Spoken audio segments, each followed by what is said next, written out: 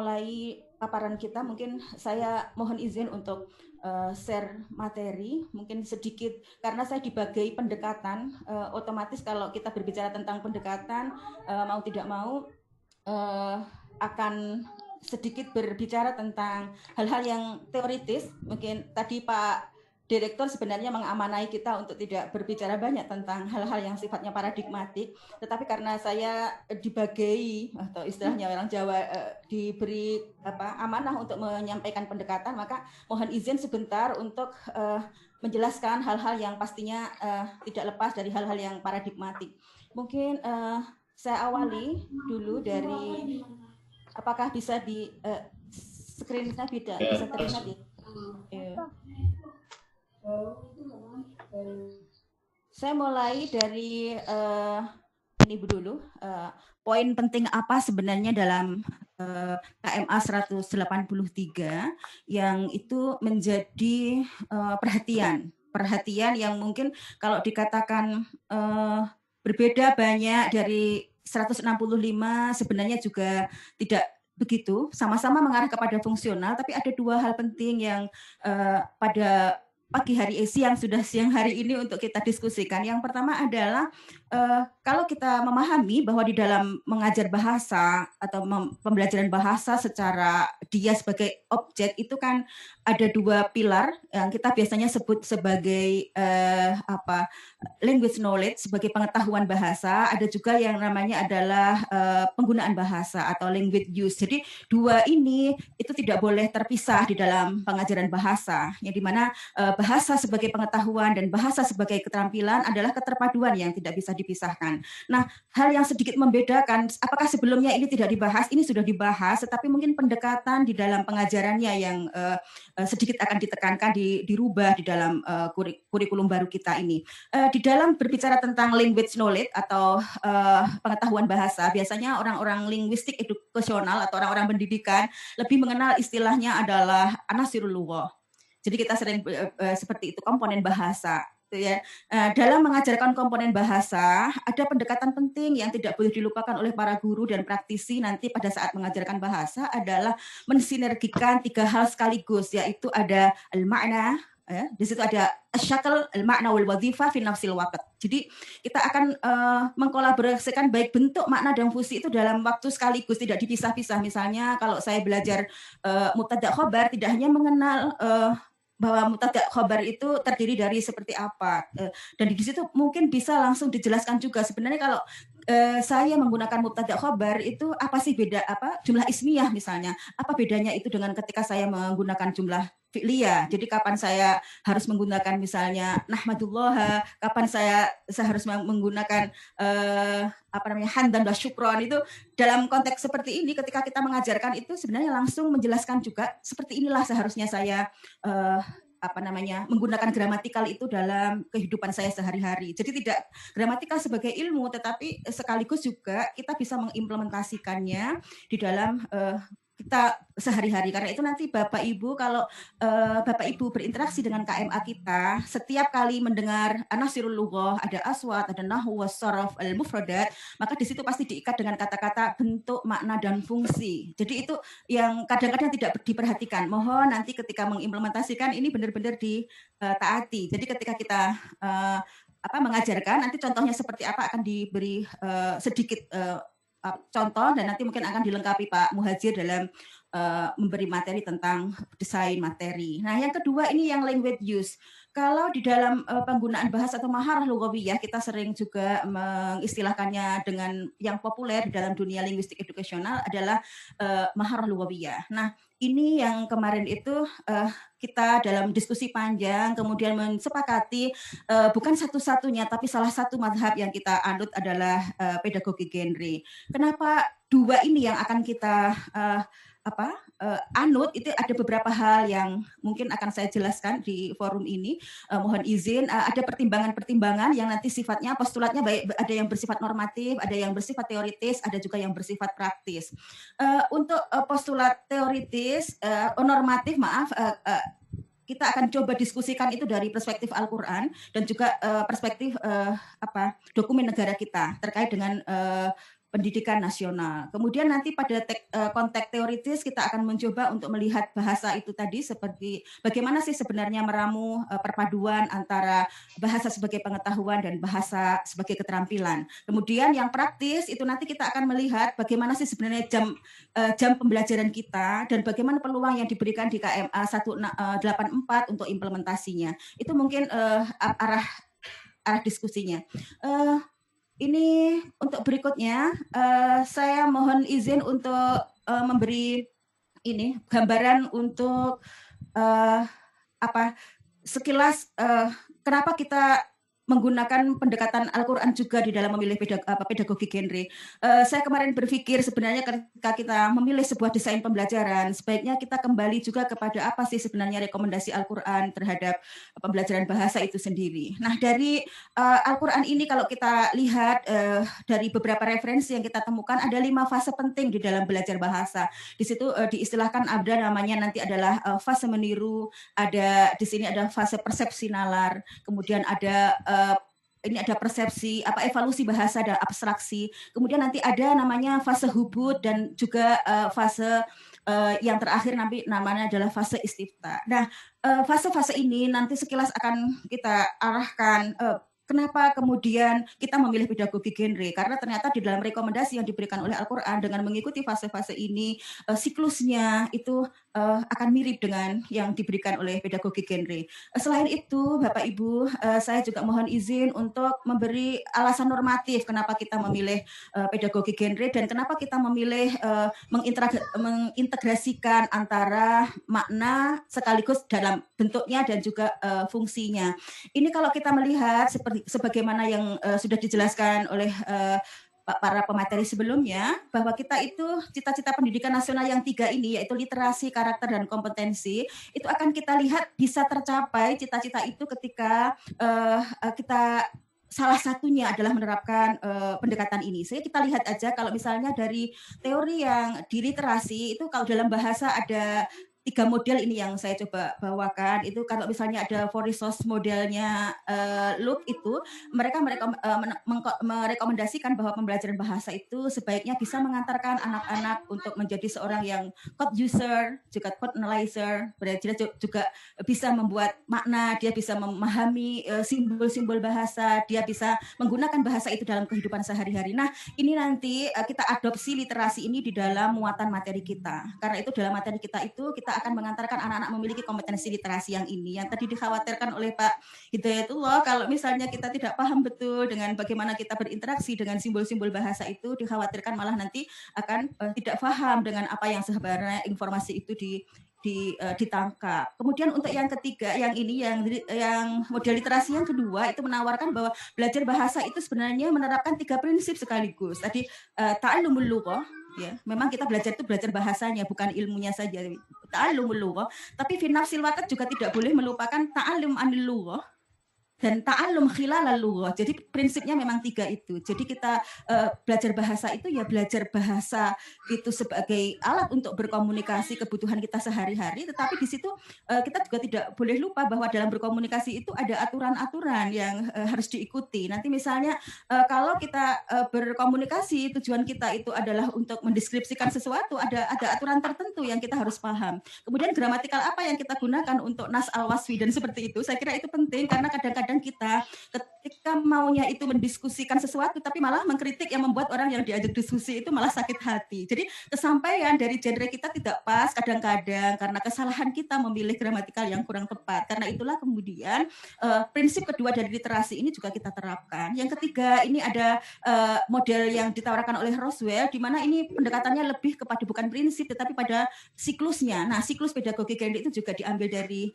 yang model literasi ketiga. Jadi kita itu memilih karena memang amanah dari pendidikan nasional adalah literasi, maka kita juga mengajarkan bahasa atau pendidikan bahasa itu sesuai dengan siklus-siklus ini. Tentunya Bapak Ibu nanti akan lebih memperkuatnya lagi dengan siklus Iqra yang diberikan kepada metode Al-Quran dalam literasi. Tidak mungkin kita membahas semuanya dalam forum ini, tapi ini siklus-siklus ini pendekatan ini didasarkan kepada kajian-kajian normatif yang seperti ini. Demikian juga dengan karakter dan kompetensi. Untuk karakter pasti seperti yang diamanahkan tadi Jadi kita tetap berbasis Al-Quran, hadis, tapi juga tidak melupakan bahwa di sini dalam penanaman karakter itu kita juga punya amanah pemerintah yang ada di PPK. Jadi itu yang diusahakan untuk diimplementasikan di dalam pembelajaran bahasa Arab. Yang ketiga ini terkait dengan kompetensi. Kompetensi ada dua, kompetensi yang berkait dengan keilmuan, dan kompetensi pastinya adalah bagaimana kita akan berinteraksi dalam abad 21 ini. Nah, Bapak Ibu, untuk yang kompetensi bahasa mungkin perlu saya memberi penegasan sedikit saja bahwa di situ ada grammatical competence, ada strategic competence, ada discourse competence, ada sociolinguistic competence, ada culture competence. Jadi di dalam pembelajaran bahasa ini kalau nanti dalam penilaian cakupannya itu tidak boleh melupakan bahwa belajar bahasa itu dikatakan mencapai komunikatif itu sebenarnya punya indikator-indikator. Tidak hanya kemudian bisa bicara, tetapi di situ ada gramatikal yang diikuti, di situ ada strategi berbicara yang harus diikuti, ada wacana yang harus diikuti, sosiolinguistik, aturan-aturan sosial yang ada di dalam berbahasa Arab, dan juga budaya Arab yang harus dikomunikasikan dengan bahasa Indonesia. Dan ini penting sekali untuk diperhatikan di dalam proses penilaian ataupun proses pembelajaran. Itu mungkin dasar-dasar normatif kenapa KMA kita nanti mengarahkan, terutama dalam buku panduannya, meskipun itu tidak tertuang langsung di dalam KMA-nya, dalam buku panduannya memilih salah satu pendekatan yang sangat direkomendasikan adalah pedagogi genre. Jadi ini tadi alasan kita kenapa ini. Kemudian teoritis tadi mungkin saya tidak berpanjang lebar di sini karena nanti kita bisa berpeluang diskusi lebih jauh karena waktu yang diberikan kita hanya 20 menit. Nah, ini tentang tadi ma'arif lughawiyah, apa perbedaan atau komponen apa yang harus diperhatikan, ini tidak perlu saya panjang lebarkan karena nanti mungkin bisa kita diskusikan ketika memberi contoh materi. Berikutnya ini kita akan melihat secara praktis. Secara praktis Bapak Ibu tadi kalau misalnya dawuhnya Pak Ahmad itu kita secara reguler, mungkin kadang-kadang yang dilihat hanya regulasi yang di 183 bahwa kita itu hanya mempunyai sekian SKS dan seterusnya begitu. Itu kadang-kadang kita butuh istilahnya itu ya, butuh untuk membuat bagaimana itu mungkin. Kadang-kadang keluhan guru mayoritas kalau kita kemudian mengisi materi itu kadang-kadang kenapa jam bahasa Arab itu hanya sedikit, kenapa seperti itu selalu menjadi keluhan utama. Karena itulah kemudian kita mensiasati ini siklus pedagogi genre itu mudah-mudahan cukup menjadi solusi ya, secara regulatif itu bisa kita terapkan gitu, karena ini pun kalau seandainya kita bandingkan di beberapa negara, kemarin kita sempat melihat silabus dari Qatar misalnya, kita juga melihat silabus dari Aljazair, dan mereka sudah mayoritas menggunakan pendekatan pedagogi genre. Nanti saya akan tunjukkan sekilas saja mungkin bagaimana mereka sudah menggunakan madhab ini di dalam kurikulum mereka. Jadi itu alasan-alasan kenapa kemudian kita memilih pedagogi genre sebagai pendekatan, dan kenapa kita memilih trilogi pengajaran Anasirul Lughah, yaitu sekaligus kita mengajarkan syakal, makna wal wadhifah itu tidak dipisah. Jadi tidak seperti dulu misalnya sorof diajarkan bentuknya sorof, tapi perubahan dari sorof itu tidak dipakai. Dan kapan kita menggunakan tarkib, menggunakan yang makna yang seperti itu dalam jumlah gitu. Kalau bisa kita tidak usah menunggu balaghah nanti. Harapannya seperti itu, meskipun itu pendesain materinya mungkin akan agak susah, tetapi ini butuh tantangan bagi para guru kita. Bagaimana kemudian nanti kita misalnya memadukan tiga hal itu sekaligus di dalam materi-materi kita ketika mengajarkan gramatikal. Bapak Ibu, tadi seperti yang saya sudah matur, saya sudah janjikan hasil analisis dari itu tadi siklus di dalam Al-Qur'an itu mungkin agak biar saya besarkan, mungkin tetap tidak bisa dibesarkan. Mungkin ada ketika kita berusaha untuk merotoli masing-masing fase, tadi saya mengatakan bahwa ada fase meniru, itu kalau kita breakdown beberapa ayat yang mendukung tentang fase meniru ini ada beberapa indikator. Indikatornya ya seperti kita tetap mengenali suara, mengidentifikasi bunyi, dan seterusnya begitu. Ternyata Al-Quran juga merekomendasikan kita di situ posisi modeling of text itu tetap menjadi kunci yang utama. Tidak mungkin kita itu kemudian menempatkan anak-anak kita tiba-tiba disuruh bicara tanpa kemudian model gurunya belum pas gitu. Jadi fase ini tetap harus dilalui, di mana kita di dalam pedagogi genre ini tidak hanya teacher center, tidak hanya learner center, tapi juga sekaligus memadukan antara learner center dan juga ini. Jadi dalam nanti ada siklus itu di mana peran guru lebih penting, di mana peran murid lebih penting, itu ada porsinya. Kalau misalnya di PKOF atau building knowledge atau membangun konteks dan juga modeling, ini peran guru lebih dominan daripada nanti peran murid. Tapi sebaliknya nanti pada tahapan berikutnya yang joint construction of text ataupun di independent teksnya itu nanti peran murid yang lebih sentral. Jadi di sini kita memadukan dua pendekatan itu sekaligus. Jadi tidak mungkin kita tiba-tiba meminta silakan berbicara, silakan menulis tanpa ada model yang pas dari gurunya. Karena itulah dari ini nanti mungkin makalah akan dibagikan pada seluruh peserta. Saya hanya mencoba bahwa di masing-masing fase ini ternyata rekomendasinya adalah mengikuti pedagogi genre. Tetapi ada sesuatu hal yang mungkin harus ditambah dari pedagogi genre itu. Kalau menurut Al-Quran, itu kita belum ada namanya fase hubud dan fase istifta. Fase ini seharusnya kita bisa mengantarkan anak-anak tadi kepada critical thinking, dan kita bisa menjadi pengguna dari bahasa itu sesuai dengan keilmuan kita dan seterusnya begitu. Karena itu nanti pasti kemudian kita seperti amanahnya tadi juga Pak Kasih mengatakan bahwa kita belajar bahasa Arab tidak bisa juga lepas dari agama. Jadi kita ada beberapa tujuan, mungkin salah satunya adalah lifahmiddin dan seterusnya begitu. Karena itu kemudian di fase-fase yang ini hubud dan istifta ini butuh kreativitas guru untuk membangun bagaimana kita juga bisa menjadi seorang yang critical text, bagaimana kita bisa menjadi seorang yang critical literasi. Karena itu selain pedagogi genre, saya mohon juga nanti mungkin kita perhatikan bagaimana amanah Al-Quran terhadap fase pembelajaran bahasa ini, sehingga nanti diharapkan kita seperti cita-cita yang diharapkan oleh kementerian, bahwa kita bisa menjembatani anak-anak kita, selain juga berpotensi untuk menjadi tawassul al-adi, selain komunikasi sehari-hari, tapi juga ada tawasul al-akademi. Jadi kita juga mempunyai kompetensi akademik dalam berkomunikasi akademik. Itu penting juga untuk putra-putri kita ke depan di madrasah. Jadi itu alasan-alasan kenapa kemudian kita memilih pedagogi genre. Jadi kalau saya analisis beberapa bunyi KMA kita itu, kenapa ada fungsi sosial teks, itu karena ingin mengantarkan anak-anak kita menjadi pengguna teks itu. Kenapa ada struktur teks, karena kita ingin menjadikan putra-putra kita seorang yang bisa menganalisis teks ini sebenarnya benar apa tidak sih. Dia itu berbicara itu haqaiq am ini ara. Jadi kita ketika berbicara ini sebenarnya sesuatu itu realitas apa sebenarnya pendapat orang itu saja. Itu dalam struktur bahasa ada ikatan tertentu yang orang harus paham gitu. Baik dalam bahasa apapun. Misalnya kalau saya mengungkapkan sebuah realitas dalam teks iknai, ya, ada teks yang namanya untuk berargumen,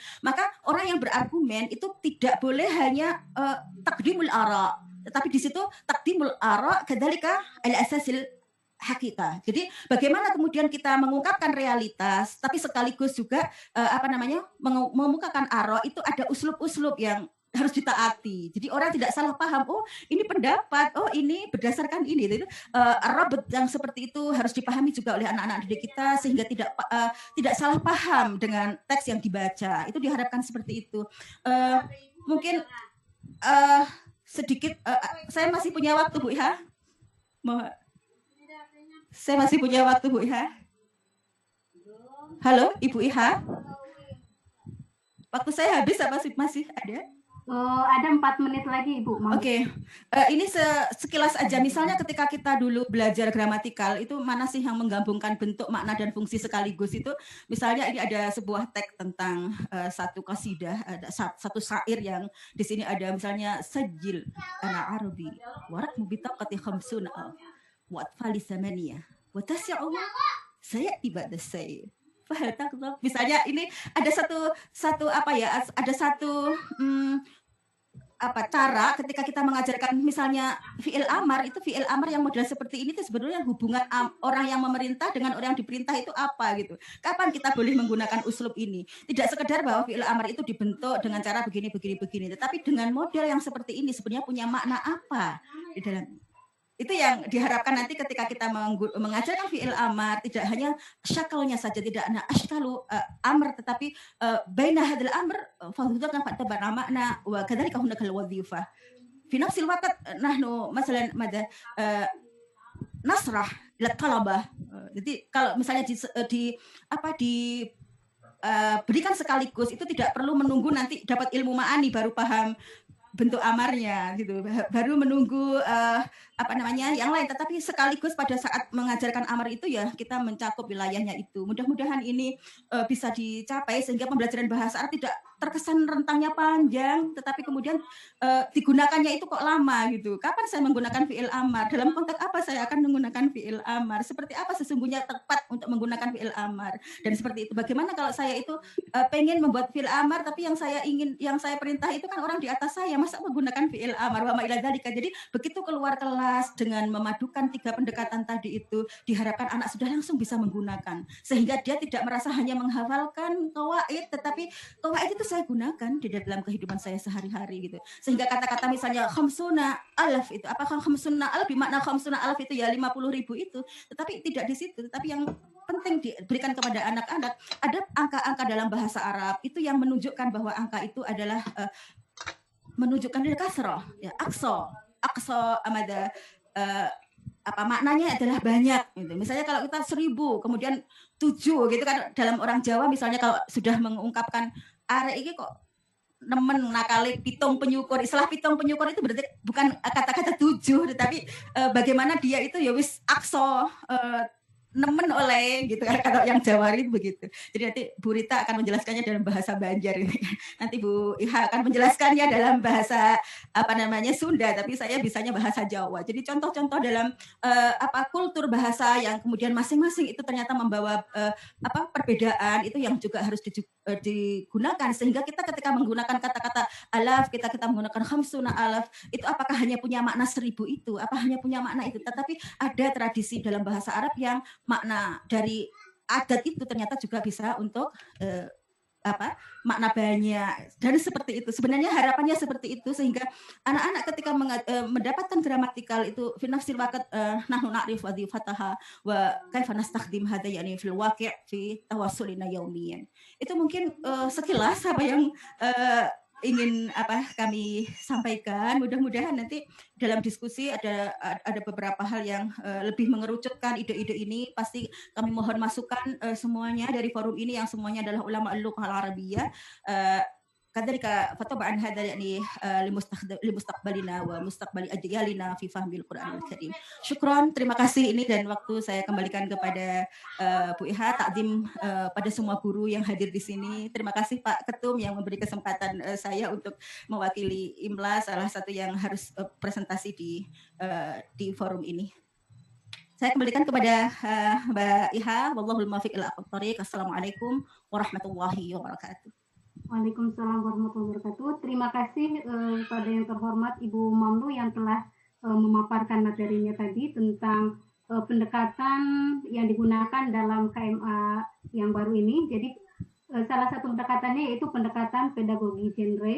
Kemudian beliau pun tadi memaparkan tentang bagaimana dasar-dasar normatif pemilihannya, kemudian bagaimana secara teoritis maupun praktis, bagaimana implementasinya dalam pembelajaran. Karena PowerPoint beliau sudah kami share di grup, dipersilahkan Bapak dan Ibu untuk membacanya kembali. Kita berlanjut kepada pemateri yang terakhir, ini juga dari IMLA.